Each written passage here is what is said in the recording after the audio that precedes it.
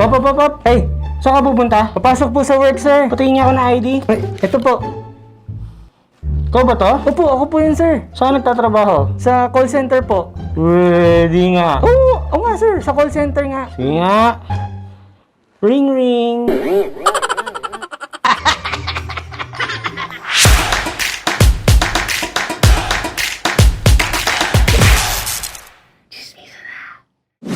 Uy, Mars! Kamusta na? Nakadami na ba kayo ng TikTok entry nyo ngayong ECQ Season 2? Galingan nyo yung pagbubuo nyo dyan, ha? Kasi mukhang may extend pa tayo sa sitwasyon natin ngayon, eh. Oops! Easy! Baka matulad tayo kay Gov Makoy, kasi Gov mo dyan ang Cavite. Kasi sobrang pabibo ni Kuya mo, nauna pang mag-declare ng announcement for ECQ. Hoy, di ayan! Panic buying mood ulit ang mga tao. Sinigundahan pa ng tropa pips niyang governor ng Laguna. Hoy, di rampagalor ang mga tao sa mga grocery stores. Ayaw na lang kasi mag-antay ng official announcement from Malacanang. Gusto talaga number 1 sa chismis, eh, no? Dapat ito yung mga ginagawa nating featured chikadora of the week, eh. Tapos, eto na naman tong mga pa-wokes na galing-galingan. Na kesyo kasalanan na naman daw ni Duterte ang ECQ at ang patuloy na pagtaas ng COVID cases. Na kesyo ang Pilipinas daw ay ganito habang ang buong mundo ay okay na. Kamusta naman to? Kamusta naman sila? Hindi ba sila parte ng ating mundo? O kasalanan na naman ito ni Duterte? Pang-ilan ba tayo ngayon sa may pinakamadaming COVID cases sa buong mundo? Gaano ba kadami ang cases natin kumpara sa iba? Also, saan kaya sa bansa natin ang may pinakamadaming COVID cases? Yung tipong ubod ng daming pasaway at ang titigas ng ulo. Ayaw sumunod sa gobyerno pero sa Twitter kaliwat kanan ng reklamo. Saan kaya sa bansa natin yung maraming ganun? Yung mga feeling entitled na tao at kala mo talaga kung sino sila. Sabi nga ng isang meme na nakita ko sa newsfeed, ang tagal ng lockdown ay nakadepende sa tigas ng ulo natin. Mas matigas ang ulo, mas matagal ang lockdown. Anong mahal na araw? Magtipon-tipon tayo at magpalas-pasan ng COVID sa isa't isa para bukas makalawa pag tayo nagka-virus, kasalanan na naman ni Duterte. Galing! So ito na nga, nagkaroon na ng ECQ at curfew sa NCR Plus ngayong linggo. At dahil na rin siguro sa hindi maayos na pagkakabriefing sa mga kawani ng barangay, ay nagkaroon ng viral video ng dahil lang sa lugaw. Bawal na po tambay, sir, eh. May order po, ma'am? Bawal na nga po, sir, eh. Kasi hanggat bukas kayo, may taong lalabas, may magdi-deliver. Ang tapang ni Madam, ha? Talaga may pinaglalaban. Hindi, di po ako, empleyado. Grab po ako. Oo nga, eh. Hindi nyo ba naiintindihan? Andito babasahin ko, ha? Sige, basa. Si alas 6 ng gabi, Apo. curfew na. Hanggang alas 5. Apo. Intindihan. Basa. So, dito naman sa private establishments, essential goods and services. Essential po ba si lugaw? Oops, wait. Pakiulit nga. Essential po ba si lugaw? Essential po ba si lugaw? Oh, ano naman ang mali doon? Non-essential naman talaga si lugaw, eh. Wala naman talagang bilang yung buhok na yan. O baka naman nagkamali si ate at hindi si lugaw talaga yung tinutukoy niya. Essential goods and services. Essential po ba si lugaw? Ang po pwede lang, provision of foods and essential. Hindi essential si lugaw. May ini-implement kasi tayo na curfew hours, sir. Hindi po essential si lugaw. Pero nga, sir, hindi nga essential si lugaw. Okay, so not only once, not only twice, not only thrice, but 4 times niyang diniin na hindi naman talaga essential si lugaw. Kung ang sinabi niya ay hindi essential ang lugaw, eh mali talaga siya doon. Dahil ang lugaw ay nasa category ng food, which is essential. Pero sige, to be fair naman sa mga dilawan nating friends, baka sabihin niyo bias ako dito. May point naman talaga yung sinasabi ng kabilang party na if lugaw is essential and Lenny is lugaw, therefore, Lenny is essential. Actually, tama naman ito. Lenny is essential. Imagine Philippine politics without Lenny. Wala tayong pagtatawan.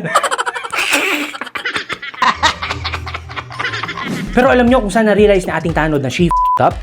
Dito. Naintindihan, delivery and courier services lang nagtatransport ng food, medicine, and others essentials. Next po, kami po. Pero kayo ngayon. Ito yung mga moment na on the spot mong marirealize na, oh, parang may mali ako. Essential goods and services. Kasi mabubuhay ang tao na walang lugaw. Ang essential, tubig, gatas, groceries. Pagkain po yun, ma'am. Now, fast forward ng mga ilang araw, ay naglabas ng public apology video si ate mo anti-lugaw. Na humihingi po ng paumanhin Sa'yo, Marvin, na-offend ka doon sa aking nabanggit. Kasama na rin po doon yung may-ari ng establishment at doon sa mga Grab drivers. Saka po din sa mga netizens. Alam kong naapektuhan kayo doon. Hindi ko po gusto na ma-offend kayo dahil po late na po ng madaling araw yon. Napagod din po siguro ako. Nagkamali po ako ng pagpili ng salita na hindi po na akma doon sa aking pinapaliwanag kay Marvin. Nag-sorry ka dahil naka-offend ka? Sorry dahil madaling araw nun at pagod ka lang? Baka ikaw ang may kailangan ng lugaw. Pero teka lang, nag-sorry ka dahil nakasakit ka ng damdamin. Pero hindi ka nag-sorry dahil sa mali mong pagsita? Galing! Galing! First day ba nito ni ate? First day ba nito sa trabaho tulad nito ni kuya? Mga sir at ma'am, gamit naman tayo ng common sense. Huwag tayo masyadong nagpa-power trip tulad nito mga tanod na to. Eh, mga barangay tanod, ah. Huwag kang lumalabas na, ano nang oras? Ayun nga, yung purpose ko, sir, oh. Yung malakita, sir. Sa tapat pa ako ng bahay, sir. Ayun, oh. Kinuha ni kuya ang order niyang pagkain sa GrabFood sa tapat ng kanyang bahay. At dahil dito ay dinampot daw siya ng mga barangay tanod. Yung isa, yung driver, minura ako niyan, ha. Yan, minura ako niyan. Dilampot ako sa tapat ng bahay ko, kinuha ko lang yung GrabFood. So, paano ba daw kunin yung GrabFood order? Sa tapat pa ako ng bahay, sir. Ayun, oh. Dapat sa loob ng bahay mo. Paano ko Oo, tawag Diba? ka, pero nakakaloko ka. Tapos ito pang isang to. Nasa loob na ng bahay, sinisita pa rin. Ano na nangyari mga Mars? Siya po yung sabi nun. Curfew, wala naman po kami sa labas eh. So bukod siguro sa hindi nila nabasa, yung last page na binabasa ni Ate Mulugaw, hindi kaya sila talaga ang may kailangan ng lugaw. Dumako naman tayo sa update tungkol sa constitutional reform. Ano? Ayaw nyo nang panoorin.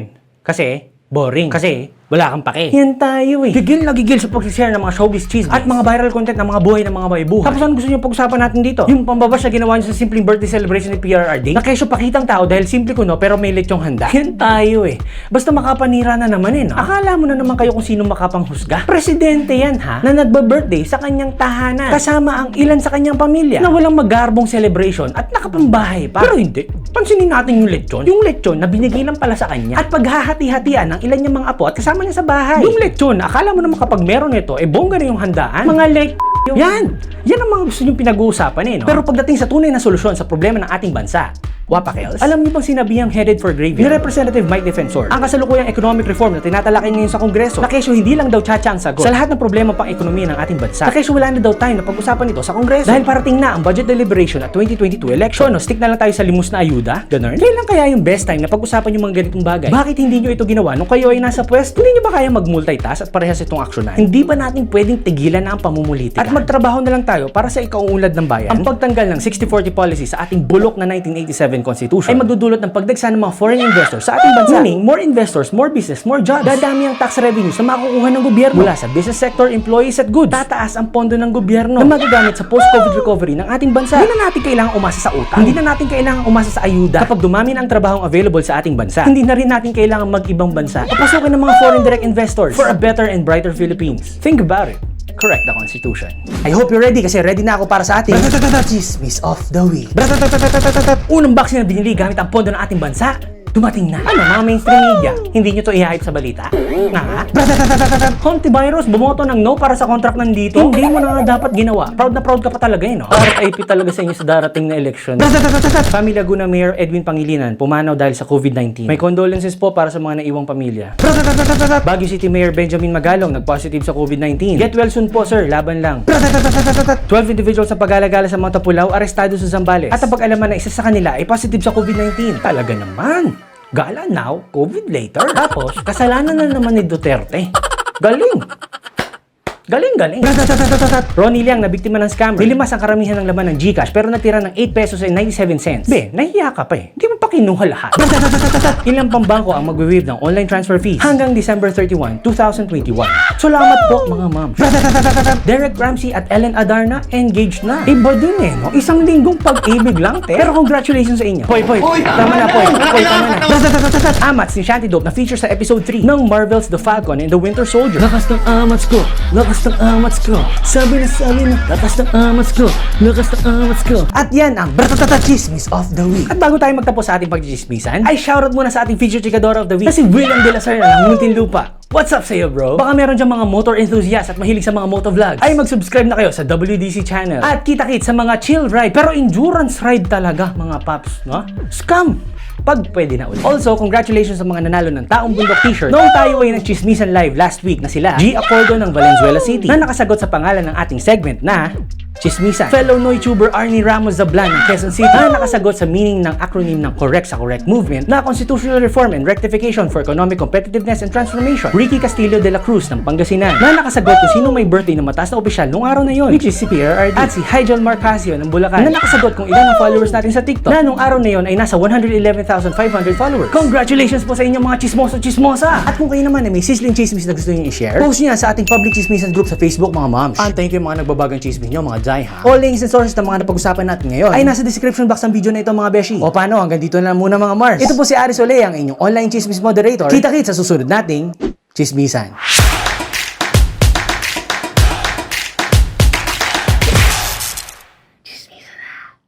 Mas matigas ang ulo, mas matigas ang mas matigas ang lockdown.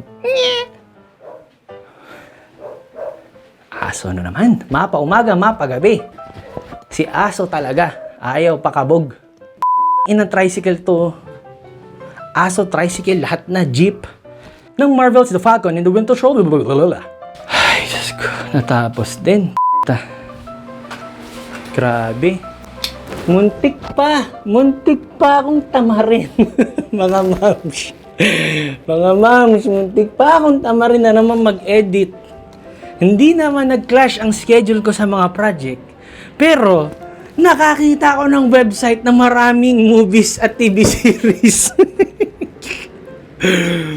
Shoutout po sa lahat ng mga nakasubaybay at patuloy na nakikipagchismisan. Maraming salamat po. Wala tayong masyadong outtakes ngayon At sobrang pawis na pawis kung makikita nyo lang. Soaking wet ang aking damit. Hanggang sa muli, hanggang sa susunod po nating chismisan. Bye-bye.